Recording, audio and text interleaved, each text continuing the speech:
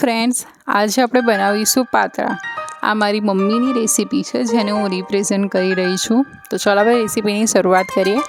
એના માટે મેં આંબલી અને ગોળને બંનેને 4 થી 5 કલાક સુધી પાણીમાં પલાળી રાખેલા છે. તો એનું મેં પાણી લીધેલું છે.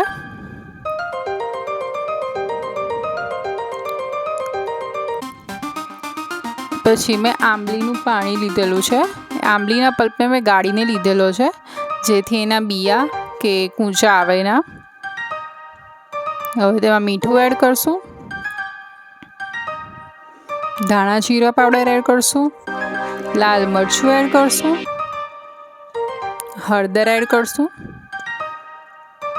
ગરમ મસાલો એડ કરશું, તલ એડ કરશું, લીલા મરચાં અને લસણની પેસ્ટ એડ કરશું. તમે આદુ બી એડ કરી શકો છો, બટ મારા ઘરે આદુ નથી ભાવતું બધી વસ્તુમાં, સો મેં લસણ અને મરચાં એડ કર્યા છે. અને સરસ રીતે મિક્સ કરી લઈશું.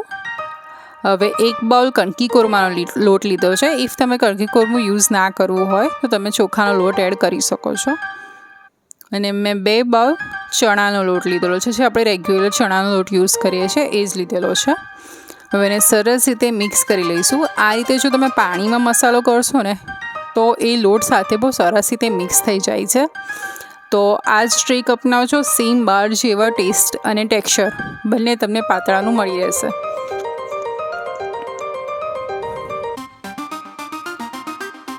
જો આપણો મસાલો મસ્ત રેડી થઈ ગયો છે. આ રીતના મેં પાન લઈ એને મેં નસો કટ કરી અને એને ધોઈને કોરા કરી લીધા હતા. આ રીતે આપણે એને મસાલો સ્પ્રેડ કરીશું. બહુ ઓવર મસાલો બી નથી લગાવવાનો અને બહુ લાઇટ મસાલો બી નથી લગાવવાનો, કારણ કે મસાલાનો ટેસ્ટ આવશે પાતળામાં. તો આવી રીતે લાઇટ સ્પ્રેડ કરી લઈશું.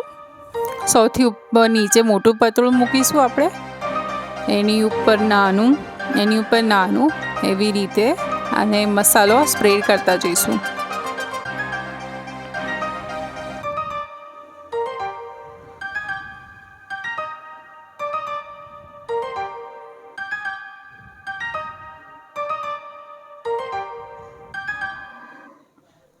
જો મેં મસાલો સ્પ્રેડ કરી દીધો છે. હવે આ રીતે હાફ ફોલ્ડ કરીશું બંને સાઈડથી.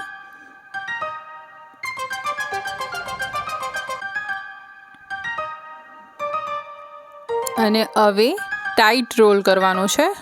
બહુ સ્પેસ ના રહે એવી રીતે વજન આપીને દબાવીશું. અને આ રીતે મસાલો લગાવવાથી એ ઉખડી નહીં જાય અને વ્યવસ્થિત ચોંટેલા રહેશે.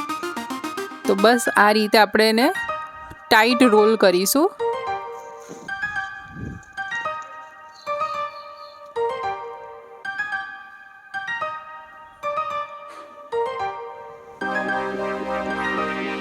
આપણા પાના રોલ થઈ ગયા છે. આ રીતે બધા રોલ કરીશું. મેં સ્ટીમરને 10 મિનિટ માટે પ્રી સ્ટીમ કરી લીધેલું છે. હવે આપણે રેડી કરેલા બધા પાના જે ફોલ્ડિંગ સાઈડ છે એને આપણે નીચે રાખીશું જેથી એ છૂટી ના જાય. અને આ રીતે આપણે સ્ટીમ કરવા મૂકી દઈશું.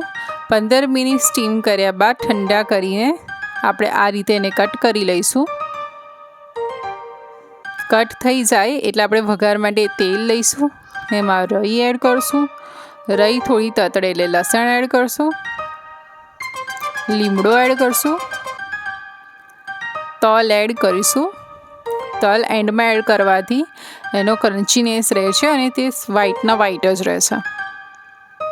હિંગ એડ કરીશું.